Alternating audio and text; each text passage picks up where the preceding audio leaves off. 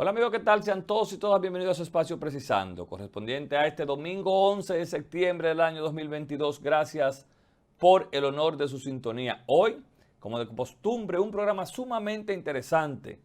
Vamos a analizar la convención que llevó a cabo el Partido Revolucionario Moderno ya hace una semana, pero que sigue siendo tema. También hablaremos de una importante obra que se entregó, que es la segunda etapa de la Duarte con París. Y en la entrevista central hablamos con el ministro de Educación Superior, Ciencia y Tecnología, Franklin García. Con Franklin García hablaremos temas importantes. Y este domingo es sumamente especial y verán por qué después de la pausa.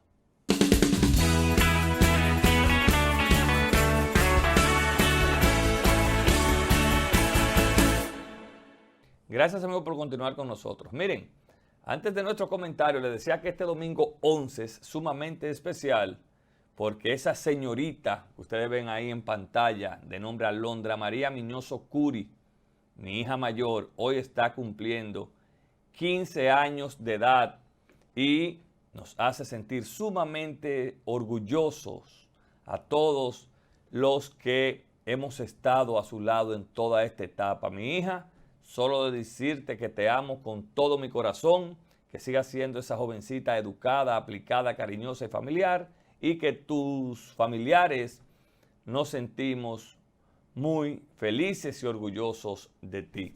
Feliz cumpleaños, mi amor.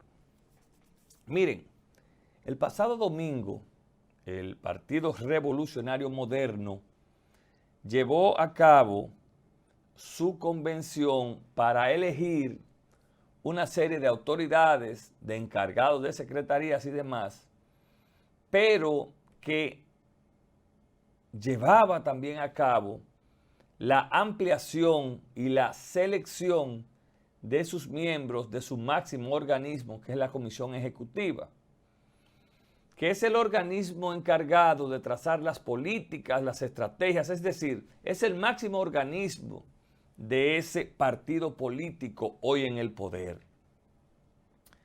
Este organismo, que lo encabeza el presidente Luis Abinader, el presidente Hipólito Mejía, Carolina Mejía como secretaria, José Ignacio Paliza como presidente y otros funcionarios, era compuesto por 50 miembros. De esos 50 miembros, lamentablemente, esa organización política perdió por fallecimientos a unos 6, lo que dejaba muy claro que en este momento, al culminar ese proceso de convención, el PRM tendría que abocarse a completar esa matrícula, pero se fue más allá. La amplió a 60 miembros. Una ampliación inteligente, una ampliación interesante y que más allá de los chismes y los corrillos políticos, fue sumamente oportuna esa ampliación, pero sobre todo la inclusión de nuevos elementos, de nuevas personas, como es el caso de la vicepresidenta de la República, doña Raquel Peña. Doña Raquel es una mujer, una política que ha demostrado coherencia, eficiencia, transparencia, pero sobre todo ser una digna representante de la mujer dominicana en la política y fuera de la misma. Pero es el caso de Samuel Pereira, quien sin lugar a dudas, como decían unos colegas, debe ser la revelación política en esta etapa de la República Dominicana, que su partido, el PRM, del cual él es fundador, dirige la nación.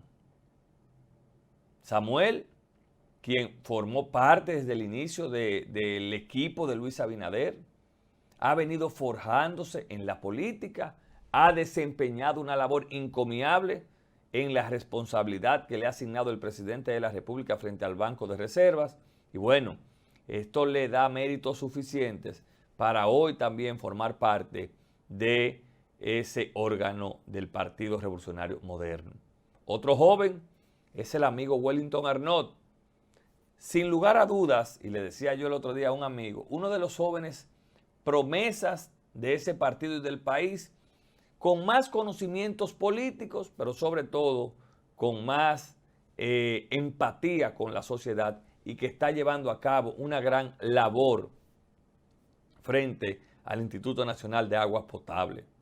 Al igual que Jean Luis Rodríguez, joven exdiputado, que tomó una entidad como la autoridad portuaria y hoy con júbilo anuncia que ha liquidado a los que no se le había pagado, que ya da bono de útiles escolares y que ha logrado que esa entidad retome lo que ha debido ser durante todo el tiempo. Gloria Reyes, promesa de la política dominicana, íntegra, trabajadora, política, capaz, una mujer con luces que sin lugar a dudas prestigia a la clase política. Entonces, no me digan a mí que esos que he mencionado, se me quedan otros que son de ese partido originalmente, no tienen méritos, no tienen condiciones y no prestigian a ese partido y a ese órgano. Claro que sí. Pero sin lugar a dudas, y no puedo dejar de mencionarlo, hay dos integraciones nuevas a ese organismo y a ese partido que fueron los que más comentarios generaron, que fueron el amigo Ito Bisonó y el amigo Roberto Ángel Salcedo Robertico. Y voy a comenzar por Ito Bisonó. Sin dudas, el PRM logró dar un palo, como dicen en buen dominicano, con la integración de Ito Bisonó, ministro de Industria y Comercio, al Comité Ejecutivo Nacional. Y lo dio porque tiene en ese organismo un político de luces en Ito Bisonó. Debe ser uno de los políticos de su generación con mejores vinculaciones con la parte internacional de la política en el mundo. Pero es uno de esos políticos con el cual usted se puede sentar a hablar de cualquier tema porque es un hombre con la cabeza bien amueblada. Ito Bisonó, que por demás ha hecho un gran trabajo en el Ministerio de Industria y Comercio y MIPYMES, es uno de los políticos que prestigia esta clase y que sin dudas se integra al PRM, no ganando Ito, ganando el Partido Revolucionario Moderno. Entonces, no es verdad que yo, si fuese parte de ese organismo o me dejaran fuera, pudiera estar quejándome de que un político con las condiciones de Ito, que nunca le han dado nada en política. Ito Bisonó es un político de varios procesos, incluso en el peor momento del Partido Reformista salió diputado. Entonces, con Ito gana el PRM. Otra inclusión que ha generado muchos comentarios es la de Roberto Ángel Salcedo Robertico. Usted pudiera decir que Robertico entró hace poco al PRM formalmente. Y yo te puedo decir, sí. Ahora bien, hay entes que no solamente suman políticamente hablando o porque hayan hecho un trabajo. Porque si vamos al laborantismo político, Roberto Salcedo, hijo, realizó en campaña el trabajo político que había que hacer para que Luis Abinader hoy también esté dirigiendo dignamente la nación. Pero agréguele a eso que se está integrando a ese organismo y a ese partido un joven con una trayectoria impecable, un joven con una carrera profesional exitosa y que tiene alrededor en su profesión de 30 años. Pero no se pierdan, no fue a Roberto Salcedo, hijo, el comunicador, el productor de cine, el productor de programas que integraron ahí. Yo he venido diciendo que ese joven se está preparando para la política en la República Dominicana. Está estudiando, está leyendo, está haciendo laborantismo político y por eso usted lo ve en cada provincia llevando el mensaje de las obras y las cosas positivas que hay en el gobierno, que quizás muchos funcionarios que están nombrados no lo hacen. Entonces, yo creo también que el PRM con Roberto Salcedo logró una inclusión inteligente y que manda una señal de que ese partido no es sectario, que es abierto y que manda una señal que le interesa un cambio en la parte política de la República Dominicana y por eso se integran. De manera que yo insisto, no se vayan por la parte de que Robertico es productor. No, ese joven se ha convertido en un armador. Ese joven se ha convertido en una especie de eslabón entre el gobierno y muchísimos comunicadores y muchísima gente de la sociedad que sentían algún tipo de resentimientos y él le ha hecho ver que hay muchas cosas positivas. De manera que yo soy de los que celebro y reconozco la inteligencia política del PRM ante esas elecciones. Miren, quiero saludar a David Collado por la entrega que hizo su fundación a la alcaldía y a los buhoneros de la Duarte con París en esta segunda etapa.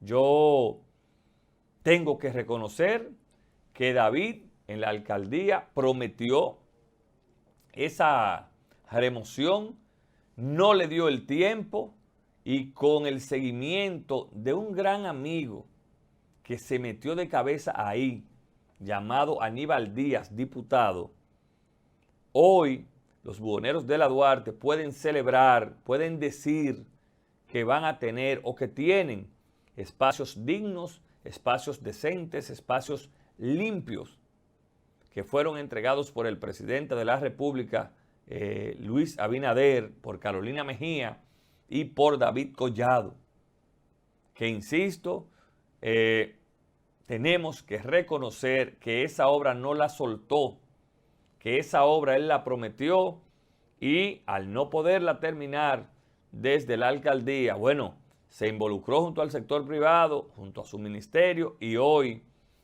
miren qué bonito se ve ese paseo de la Duarte con París que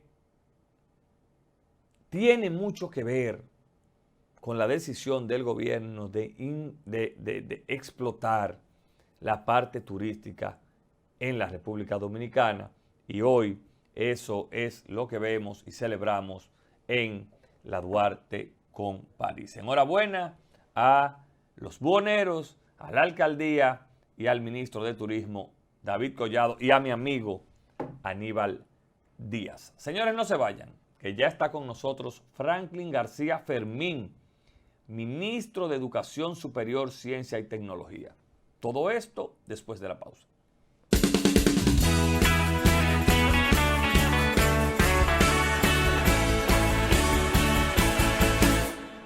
Como habíamos anunciado, nos acompaña el amigo ministro de Educación Superior, Franklin García Fermín, a quien damos las buenas noches este domingo. Doctor, gracias por estar con nosotros. Un placer, mucho gusto. Doctor, usted siempre está abierto a venir a estos programas. No es la primera vez que está con nosotros y eso se lo agradecemos.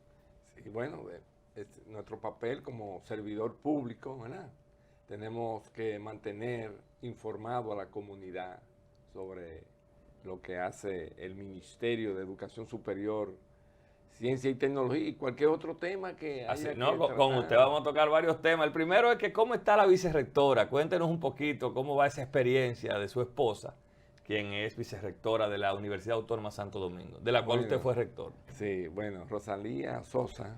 Doña Rosalía Sosa, la vamos a traer un día de esto. Sí, Usted sí. comprométase ahí con el público. Claro. ¿Cómo Bueno, está ella? Bien. Están recién instalados, ¿verdad? Las nuevas autoridades de la Universidad Autónoma de Santo Domingo, pero hay grandes expectativas de la comunidad académica, no solo a lo interno de la UAS, sino también de todo el sistema, desde las universidades amigas, porque en el país hay una excelente relación Entre los entre académicos los de las casas de académicos estudios. y entre las universidades. Eso se ha construido, que no fue así en el pasado. Hoy hay una gran armonía en todo el sistema. Y cuando hablo del pasado, no estoy hablando del pasado reciente. No está hablando de ministro Sí, ni de nada. Usted está hablando de estoy hablando décadas. de décadas, ¿verdad? Que las relaciones no eran armoniosas.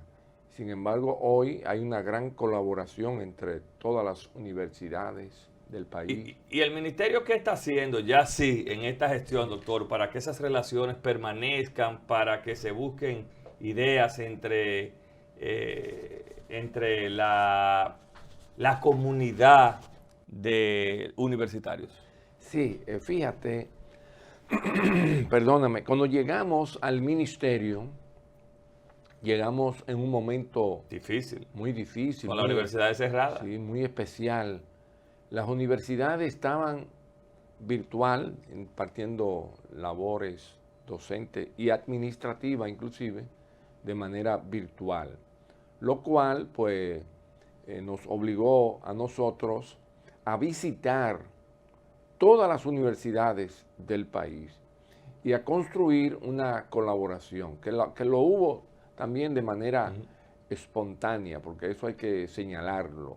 Muchas universidades colaboraron con otras, sobre todo prestándole su plataforma tecnológica para que la usaran. Sí, porque aquí también hay un tema de recursos. Ciertamente. Y el gobierno y el presidente Luis Abinader fue bastante generoso con las universidades. Primero a la Universidad Autónoma de Santo Domingo, siempre digo y recuerdo que a los pocos días de tomar posesión, el presidente visitó la UAS y allí le dio una ayuda extraordinaria de 234.5 millones de pesos. Pero también a los jóvenes que habían desertado del sistema, casi un 40%. Por la pandemia. Por consecuencia de la pandemia y de los efectos de la pandemia, porque se perdieron miles y miles de empleos. Sí. Y el presidente le otorgó una ayuda a través de un bono estudio a esos jóvenes, que muchos de ellos estaban en situación ¿A través de del vulnerabilidad. ministerio? A través del Ministerio de Educación Superior se le entregó ese bono, que se usaron más de 200 millones de pesos para que eso, y eso logró en poco tiempo que la deserción fuera disminuyendo. A propósito de ese dato que usted da y que desde que usted asumió lo hemos escuchado, decir, bueno, es que esto es algo nuevo, porque los estudiantes antes usted lo veía, los que iban para la UAS a bajar por su Tiradentes, los que iban para otras universidades, pero a propósito de, ¿cómo ha sido el porcentaje después de, doctor? ¿Se ha quedado una parte virtual? ¿Cómo maneja? ¿Qué dato maneja el ministerio? Mira, la virtualidad llegó, como dicen muchos, para quedarse. Es decir, dice un amigo del trabajo que ya nadie se escapa a una reunión. Ya, ¿verdad? Porque puede ser por cualquier vía. Semipresencial, es decir, que una parte puede estar presencial y otra parte puede estar virtual. Y en la parte universitaria, ¿qué datos ustedes manejan? No, mira, el Consejo de Rectores, que ese es un mecanismo que pusimos a funcionar, que está en la ley que crea el Sistema Nacional de Educación Superior, la Ley 139-01, convocamos el Consejo de Rectores y allí discutimos, ¿verdad? Una propuesta que hizo un grupo de universidades, en el sentido de que un 25% de las secciones o de la asignatura fuera virtual, hasta un 25% mantenerlo, y el resto sería presencial.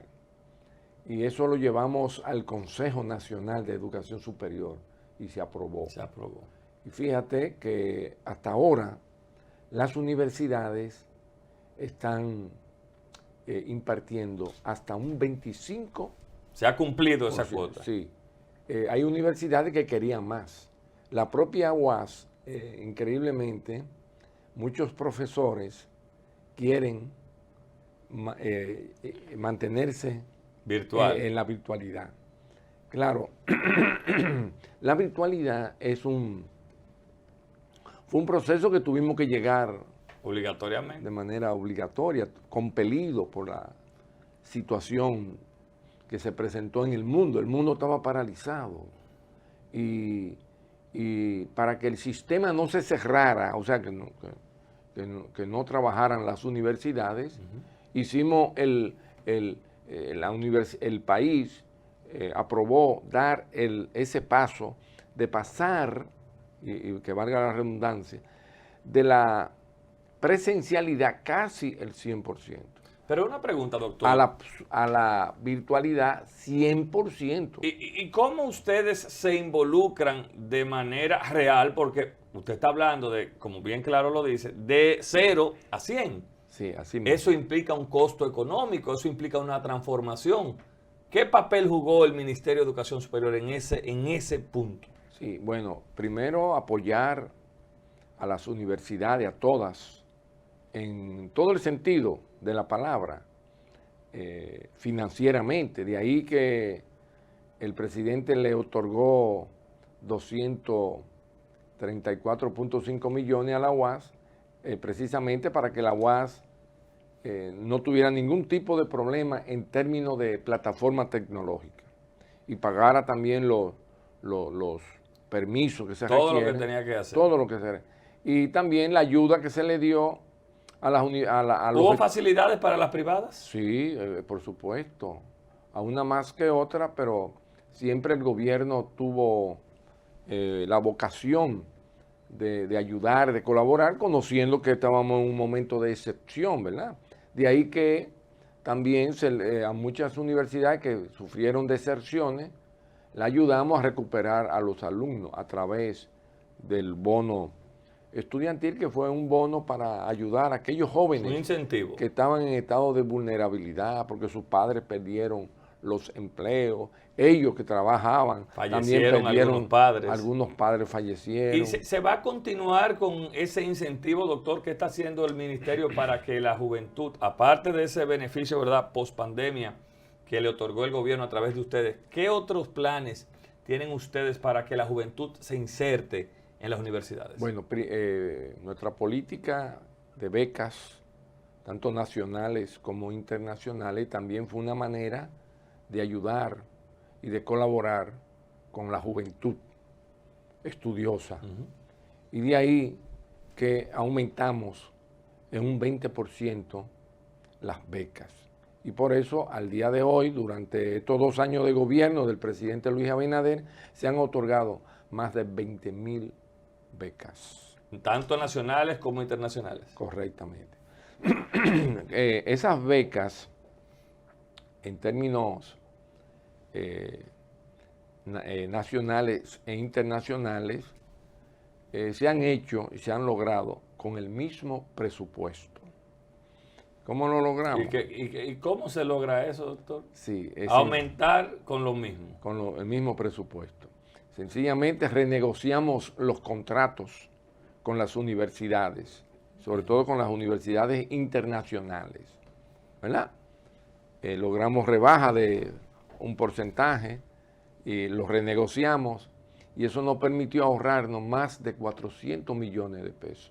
Porque, doctor, una pregunta para que la gente sepa, el tema de las becas internacionales sobre todo, no solamente implica la matriculación, tiene otros gastos para el Sí, hay ministerio, ¿verdad? que incluirle la manutención y también el seguro médico. Es decir, que Porque no es nada más la no, escolaridad. no solo es la matrícula que hay que pagar a las universidades, sino también en la manutención. ¿Y qué usted ha hecho? Porque ahí sí tenemos que irnos al pasado. En el pasado veíamos quejas de estudiantes que se retrasaban 2 meses, que no llegaba. ¿Eso se ha No, regularizado? eso ya se ha superado. Puede que aparezca un caso, Claro, porque no uno o todo, ¿verdad? dos, No. sí, a veces Son aparecen. miles. Sí, y se tratan esos casos de manera muy directa y muy personal, inclusive yo lo trato, pero son situaciones también que están al margen de la normalidad. Por ejemplo, un estudiante que está en tal o cual país y por X razón no ha terminado o la universidad le exige un semestre más o un año más, entonces hay que hacerle siempre y cuando cuente con Calificación. las calificaciones y el visto bueno de la universidad. Porque no sea cosa que un estudiante se quiera quedar un año más, ¿verdad? Claro. Para mantenerse en el exterior, sino que nosotros lo que hacemos es que le podemos dar una extensión. O sea, habría que hacerle un adendum al contrato y eso toma su tiempo porque Claro. tiene Porque ustedes se planifican para un tiempo. Claro. Entonces, cuando surgen esos casos que a veces salen en las redes, nosotros inmediatamente le damos seguimiento de manera directa y le buscamos la solución, siempre que esté dentro de lo legal, ¿verdad? Claro. Y dentro de lo correcto. Y era amiguismo, porque eso sí veíamos antes, que yo era hijo de funcionario, que yo era... Eso, ¿cómo usted ha manejado eso? Porque imagino que Totalmente. igual las presiones siguen. Sí, van, pero totalmente eso es eliminado, porque el presidente de la República, desde que llegó, nos planteó establecer un sistema, que es el Sistema Nacional de Becas, que se aprobó mediante un decreto presidencial. El presidente de la República aprobó ¿En qué consiste? que, bueno, que todo el que quiera o tenga interés de una beca, tanto nacional como internacional, debe participar a través de la convocatoria, que es Beca Tu Futuro. Es decir, se hace una convocatoria de tal fecha a tal fecha y todo el interesado debe Entrar ahí. entrar al sistema. A registrarse. Si logra entrar, quiere decir que cumple con los requerimientos que hace el MESI. Porque, perdón, no es que tú te inscribes, es que es una especie de prueba previa. Sí, vamos a decir, Una preevaluación. una inscripción para evaluación. Pero Sí. excelente. Entonces ahí se toma en cuenta, lo que mayor se toma en cuenta son los méritos. Un mérito es el índice. ¿verdad? Si tú tienes No importa menos, la clase social, doctor. no importa. Pero nosotros siempre evaluamos que las becas estén distribuidas en todo el país. Qué bueno. Porque no la podemos dar solo para la capital o para Santiago, sino que Porque hay tú encontrarás jóvenes, claro. tú encontrarás jóvenes de clase media y de clase media probablemente alta. Es probable, tienen derecho. Claro. Y van al sistema. Y pagan sus Lo que no hay es impuestos. privilegio que te lo van a dar y que porque tú eres Del partido. del partido o eres tienes una cuña con un amigo o un funcionario. No, eso hoy no es posible. Porque todo el mundo tiene que entrar al sistema. Ya yo no puedo dar una beca, que tú vayas y me pidas una beca a mí y yo te la apruebe. No, para tú tener derecho a una beca, tiene que haber participado en la convocatoria, entrar al sistema. Y el sistema hace una preevaluación, el propio sistema. Y después entramos nosotros, los técnicos. Y después que entran los técnicos del MESI, viene un comité ad hoc que creó el sistema, que está constituido por el ministro de Educación Superior, el ministro de la Juventud, el ministro de Relaciones Exteriores, el ministro, que tiene que ver mucho Claro, con becas. con el exterior, claro. Sí, y también el ministro de Trabajo y el ministro de Planificación, de Economía, Planificación y Desarrollo. También participa la sociedad civil. Okay. O sea, hay 3 representantes de las empresas, de los grupos empresariales. ¿Qué filtros hay de más? Sí, para que se reúnen y ven todo y ahí se aprueba. Finalmente, doctor, en términos de nómina, ¿cómo ha manejado usted esa parte? Nómina de empleados. De empleados. No, eso se mantiene porque no es posible en el gobierno actualmente, no es posible que tú amplíes la nómina sin una aprobación previa del POA, del MAP, ¿verdad? Y del gobierno, que hay una política del gobierno cerrada. Que es cerrada. O sea, nosotros tenemos un presupuesto que es el mismo que encontramos y se mantiene igual que el año 2020 cuando entramos. Si después se nos cambia el presupuesto y se nos aumenta el presupuesto y hay necesidades de designar, nosotros estamos en un proceso de evaluación de las estructuras y aprobación. Okay. Y eso hay que mandarlo al MAP. Claro. O sea que ya nadie puede no es por puño inventarse un empleo ni nombrar a nadie gratuitamente. Tiene que ir al MAP. Y el MAP es que determina si ese nombramiento procede y te autoriza. Doctor, esta semana hubo un debate, ya hoy es domingo, ¿verdad? Pero igual sigue el tema, sobre algunas informaciones que, para ser honestos, desde el punto de vista comunicacional, la gente o lo dice como quiere que el otro lo oiga o lo manipula. Es el tema del 4% y el presupuesto del Ministerio de Educación. Su opinión en torno a eso, que lo vimos activo en las redes. Mira, tú sabes que muchas veces se manipulan las informaciones y cada quien le da el uso que quiere, que pueda sacarle provecho. La oposición, por ejemplo, siempre va a estar en contra de todo, que no es lo racional, ¿verdad? Tiene que jugar su papel y eso lo sabemos. Y el presidente de la República es uno de los que valora, ¿verdad?, el papel que juega en una sociedad democrática la oposición. Lo demuestra porque el presidente muchas veces escucha claro, a la sociedad y a esa oposición. Claro. Y escucha también a todos los sectores. Por eso. A los partidos, a la sociedad civil, a los sectores empresariales, que son entes sociales importantes. Entonces, en la doctor, vida de un su país. opinión sobre ese tema. Bueno, la opinión es que cuando cada ministerio e institución del Estado tiene un presupuesto, claro, ¿verdad? Eso no se cambia. Ahora, tú tienes ese presupuesto, lo puedes ejecutar, es decir, si tú no lo ejecutas, entonces tú lo vas a perder. ¿Qué pasaba? Bueno, hay una parte del presupuesto de educación que no lo va a poder usar. Porque es mucho dinero. Correcto. Y no lo va a poder usar, no es porque no haya necesidad sino que hay procedimiento. Porque no es un saco de dinero que tú tienes ahí y tú lo vas acogiendo. Hay procedimiento. Hay que... presupuesto. Hay que cumplir la norma, la ley. Claro. Y es probable que muchas de esas instituciones no hayan usado el presupuesto totalmente que le asignaron. Entonces, si no lo usa, se pierde ese dinero. Claro.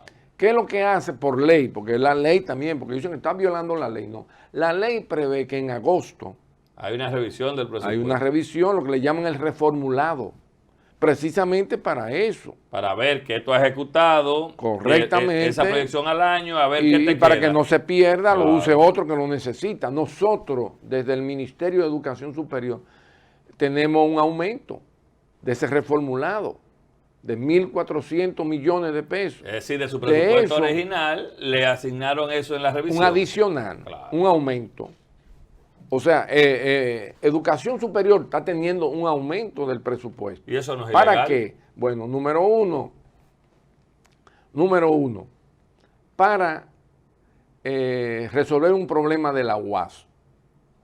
Número 2, para resolver un problema de distorsión de pago a los profesores de inglés de inmersión o de lenguas extranjeras del Ministerio de Educación Superior. Número 3, para cubrir deudas de becas internacionales.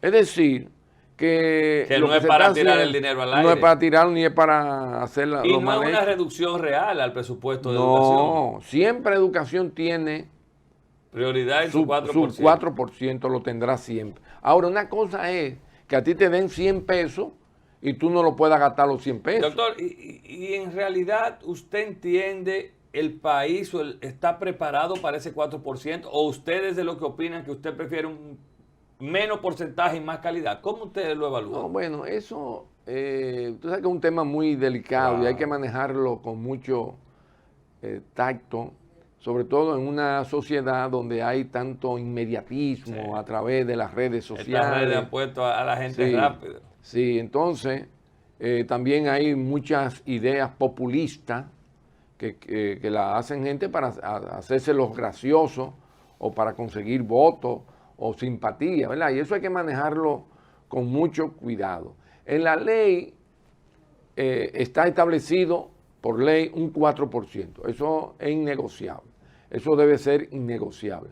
Ahora, lo que tenemos que hacer esfuerzo es para que ¿verdad? Ese dinero se use lo más correctamente posible, lo más adecuadamente posible. Entonces su posición es que no, si que, se va a perder el gasto, el dinero, la inversión tiene que ser de calidad. Claro. Ahora, si tú tienes 100 pesos y además vas a usar 95, o nada más tienes proyectado gastar 95, los otros 5 pesos vamos a usarlos para otras instituciones. Que quizás por un como que es de educación menor, también, porque educación superior es educación. Eso que usted plantea, porque es de la educación. Sí, y por eso la ley prevé que en agosto y septiembre se haga lo que le llaman el reformulado.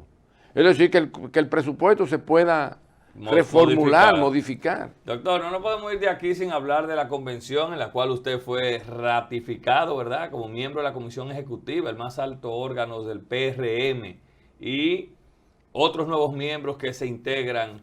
Ha generado uno que otro bullicio. La opinión, doctor. No, todo se hizo de acuerdo a la ley electoral y la ley de partido, respetando la democracia. Hay gente que dice, no, que la convención, donde vota todo el mundo, eso no es obligatorio. Usted lo hace cuando a usted le convenga. Un partido usa un método tal o cual según la conveniencia en el momento histórico para ese partido, ¿verdad? El PRM ha hecho y ha promovido el consenso. Y en base al consenso, más del 90% de los organismos territoriales y los frentes de masa planchas comunes. Hicieron planchas comunes, porque esa fue la línea. Eso no se veía antes en el PRM. No, el consenso, todo el mundo estuvo de acuerdo, se levantaron actas y en base a ese consenso se escogieron los dirigentes territoriales de cada provincia, municipio. Es decir, que el PRM ahora sale a la calle, como dijo Paliza. Fortalecido. Y buscando 4 años más del presidente Luis Abinader. Perfectamente. Mira, en cuanto al órgano superior de dirección, que es la dirección ejecutiva, es un órgano que estaba constituido por 50 miembros, encabezado por el presidente de la República, Luis Abinader, y el presidente Hipólito Mejía. Y las demás autoridades, como el presidente del partido, la secretaria general, en fin. Y un grupo de hombres y mujeres que han participado activamente en la construcción de este partido, ¿verdad? Claro. Que nos fajamos hace 7 años. Y antes de eso, ¿verdad? Y lo llevamos al poder. Hubo gente que están mencionando por ahí, tienen derechos si aspiran, pero no manifestaron que aspiraban a ese organismo. Inclusive se distanciaron. Que llegaron ayer, pero no quiere decir que sean necesariamente que formar parte de un órgano tan importante. Ahora, hay aliados que fueron aliados, ¿verdad? Y que decidieron, hicieron un trabajo para que ganáramos. Son personas que tienen también un peso en la sociedad. Prestigio, porque la gente no ha visto eso, la mano en la parte política. No, porque tú hablas de Ito Bisonó.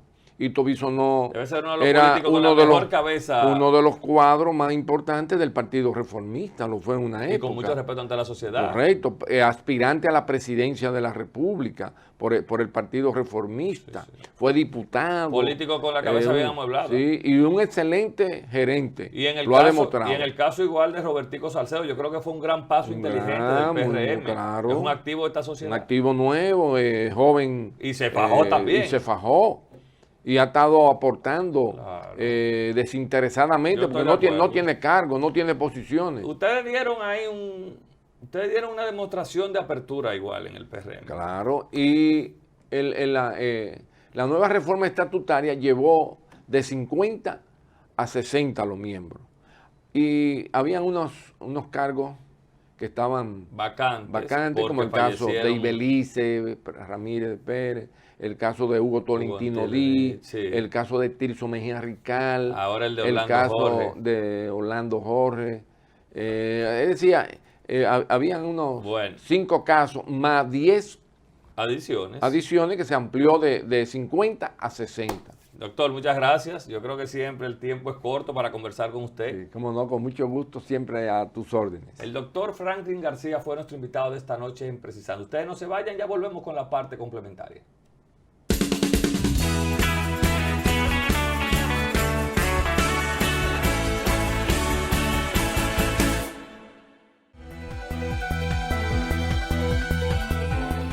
El presidente Luis Abinader prohibió la entrada a República Dominicana del ex primer ministro interino de Haití, Claude Joseph, y 12 líderes de bandas haitianas.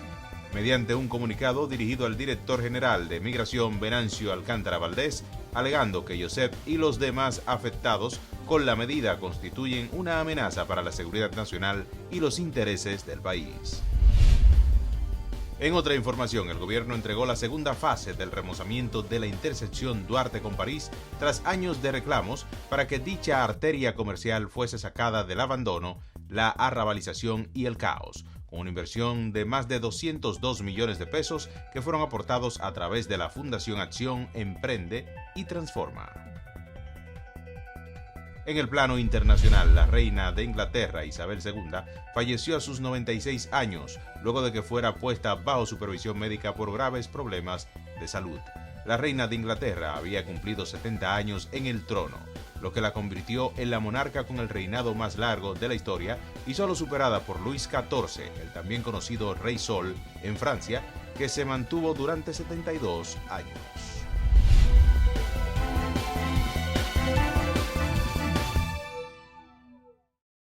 Como siempre, gracias a nuestro equipo de prensa por ese importante resumen de noticias nacionales e internacionales. Señores, no tenemos tiempo para más este domingo en Precisando. Descansen. Feliz resto de la noche y continúen con la programación de Telefuturo.